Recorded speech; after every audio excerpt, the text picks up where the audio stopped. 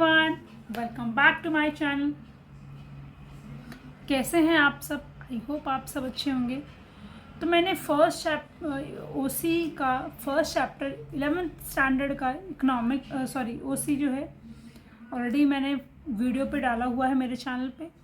तो आज हम लोग नेक्स्ट टॉपिक के बारे में बात करने वाले हैं जिसका नाम है प्रोफेशन। तो प्रीवियस वीडियो में हमने क्या क्या चीज़ें देखी हैं, will discuss and then will go ahead.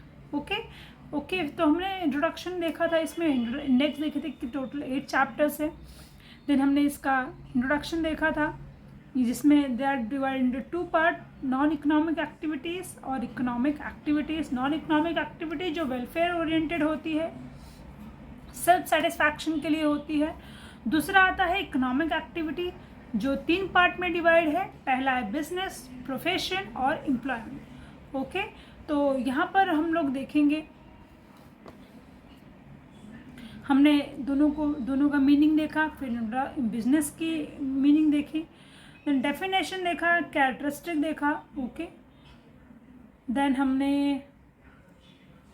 आज हम लोग देखने वाले हैं इसका 10 फीचर्स देखे थे। आज हम लोग प्रोफेशन के बारे में बात करने वाले हैं। जैसे कि I am a teacher, I am teaching you, so my profession is teaching. ठीक है, वैसे ही यहाँ पे एग्जाम्पल दिया हुआ है डॉक्टर, लॉयर, चार्टेड अकाउंटेंट। और यस, एक प्रोफेशनल होने के लिए आपके पास एजुकेशन क्वालिफिकेशन होना चाहिए, as well as special skill होने चाहिए, नॉलेज होना चाहिए। इन दैट क्राइटेरिया आप क्या हो जाओगे, आप प्रोफेशन की कैटेगरी में फिट हो जाओगे। So profession is that part of economic activity under which a person uses his knowledge, educational knowledge, special skill to render service for earning some income. It is simply known as profession. तो यहाँ पर example दिया हुआ है doctor, lawyer, chartered accountant. आज हम लोग देखेंगे इसके फीचर्स। सबसे पहला फीचर क्या है? एम का मतलब हिंदी में उसको लक्ष्य भी कहा जाता है। एम का मतलब क्या होता है? इनका जो मेन लक्ष्य होता है, जो भी प्रोफेशंस वाले होते हैं, इनका मेन लक्ष्य होता है इज टू अर्न प्रॉफिट।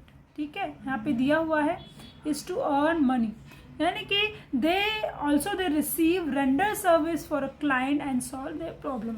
अगर एक स्पेसिफिक बच्चे को मैं ट्यूशन लेती हूँ, उसको होम ट्यूशन देती हूँ, तो उसके लिए मुझे अलग से फीस मिलेगी। अगर वही मैं किसी कॉलेज में पढ़ाती हूँ तो उसका मुझे क्या मिलेगा? सैलरी मिलेगा।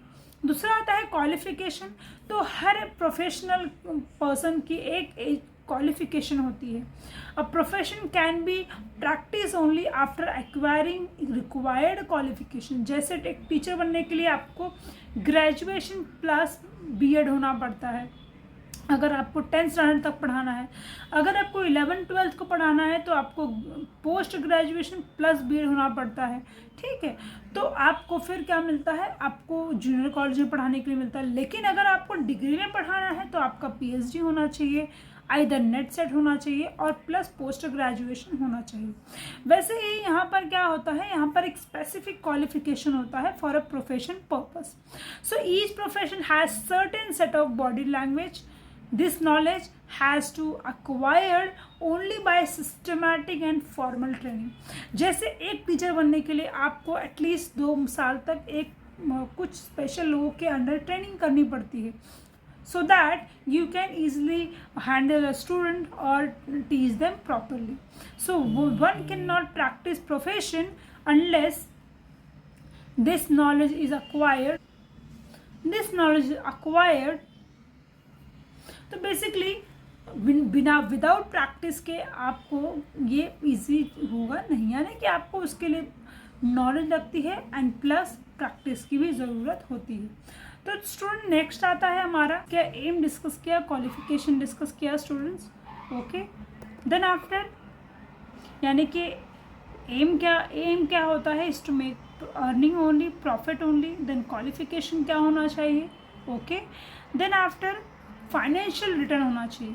Okay, financial return in the sense of professional get fees in exchange of their service and income receive by profession is not fixed, कभी उसे ज़्यादा मिलेगा, कभी उसे कम भी मिल सकता है. So professional can be employed in an organization और सेल्फ एम्प्लॉयड और working chartered accountant get salary, but those practice privately self employed get fees. यानी कि आपको यहाँ पे समझ में आया होगा, इन रिटर्न चाहे वो सर्विस दे, चाहे किसी कंपनी के अंदर वो काम कर रहा है, तो उसे इन रिटर्न क्या मिलता है, फाइनेंशियल प्रॉफिट मिलता है, यानी कि पैसा मिलता है. दूसरा 4th पॉइंट क्या आता है, capital.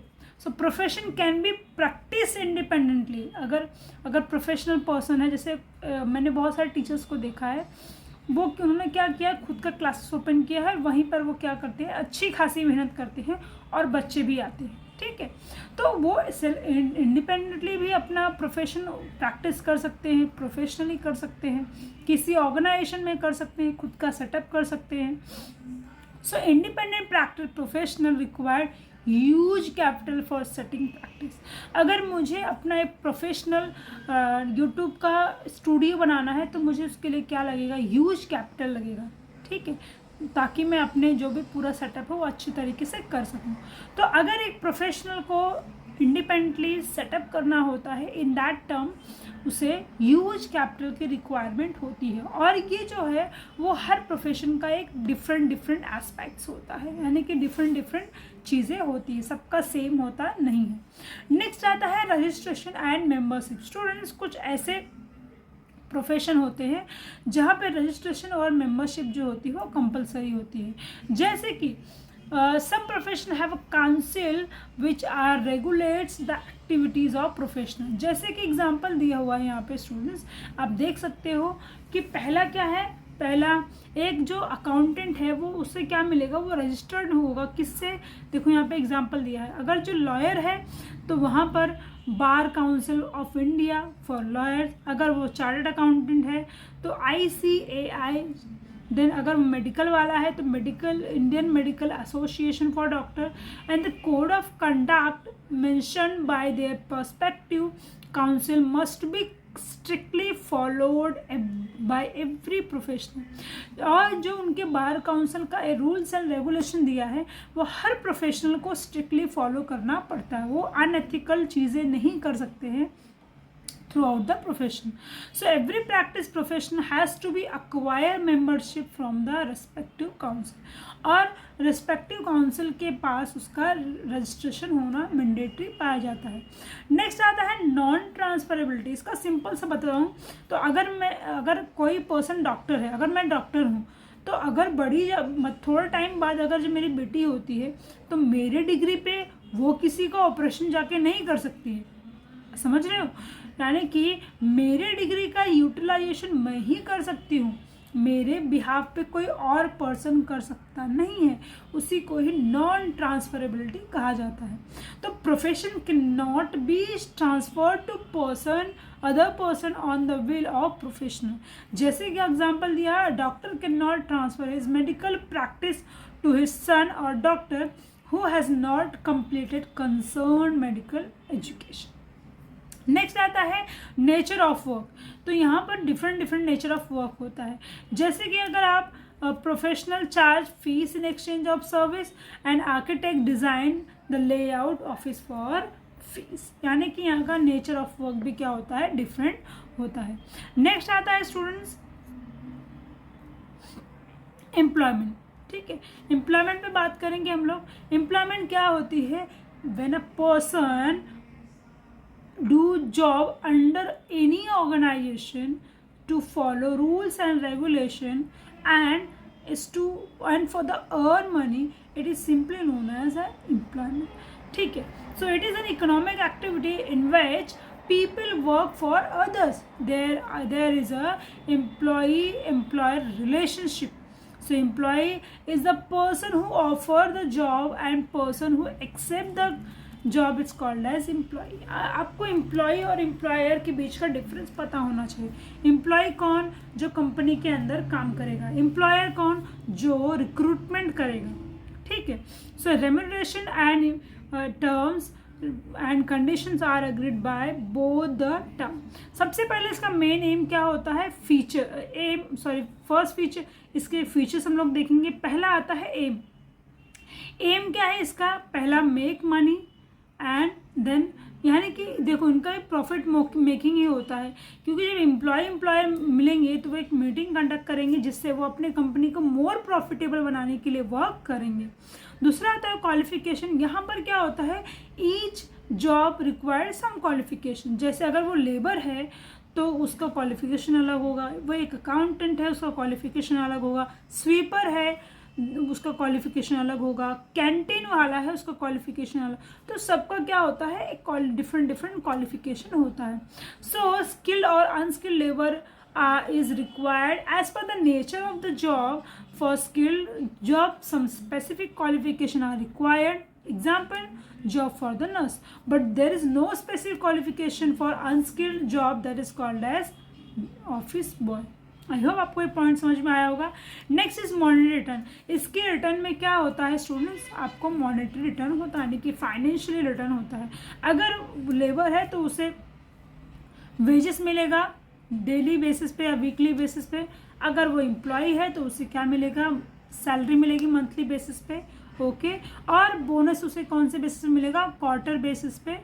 And subsidy in food and canteen. Next आता है कैपिटल। देखो एक एम्प्लॉय को किसी भी तरीके की कैपिटल की ज़रूरत पड़ती नहीं है, क्यों, क्योंकि वो जिस कंपनी में काम करने जाएगा वहाँ का एम्प्लॉयर जो है वो सारी चीज़ें उसे क्या करेगा, अरेंज करके ऑलरेडी देगा, क्योंकि उन्होंने इस इन्वेस्टमेंट लगा रखी है। तो इस टर्म में किसी भी तरीके की इन्वेस्टमेंट की ज़रूरत पड़ती नहीं है, ठीक है। नेक्स्ट आता है registration. Yes there is no required for registration as well, क्योंकि वो जिस कंपनी में जाएगा उसे खाली rules and regulation, terms and condition को ही फॉलो करना पड़ता है जो कॉन्ट्रैक्ट में लिखा हुआ है, तो इसीलिए उसे किसी भी तरीके के रजिस्ट्रेशन की ज़रूरत नहीं है। नेक्स्ट आएगा हमारा नॉन ट्रांसफर। ये भी ट्रांसफ़र नहीं है। देखो एग्जाम्पल दिया है, if a teachers retire then he can not transfer his job to his son और डॉटर। अगर एक टाइम पे गवर्नमेंट टीचर रिटायर हो जाती है तो वो अपनी जगह पे अपनी बेटी या बेटे को नहीं लगा सकती, क्योंकि उसके पास एजुकेशन क्वालिफिकेशन नहीं है, या जो क्वालिफिकेशन उसके पास था वो सर्टिफाइड उसके पास नहीं है। And nature of work, every employee is expected to complete the work which is given to him and the nature of job decided by the nature of work, ठीक है। जो भी नेचर ऑफ वर्क है वो एक time होता है कि उस एक्सपेक्टेशन पे या उस टाइम ड्यूरेशन पे आप उसे क्या करोगे, कंप्लीट करके फिनिश करोगे। तो नेक्स्ट जो हम ऑब्जेक्टिव ऑफ बिजनेस है ये हम लोग करेंगे नेक्स्ट लेक्चर में। तो स्टूडेंट्स आज हमने क्या क्या डिस्कस किया है, आज हमने प्रोफेशन से स्टार्ट किया, प्रोफेशन के कुछ फीचर्स देखे हमने, उसके बाद हमने एम्प्लॉयमेंट के बारे में डिस्कस किया, उसके कुछ फीचर्स देखे, ओके। तो हम लोग बिजनेस ऑब्जेक्टिव्स के बारे में पढ़ेंगे कल के लेक्चर में। Thank you so much everyone and please do not forget to like and subscribe my channel. Thank you.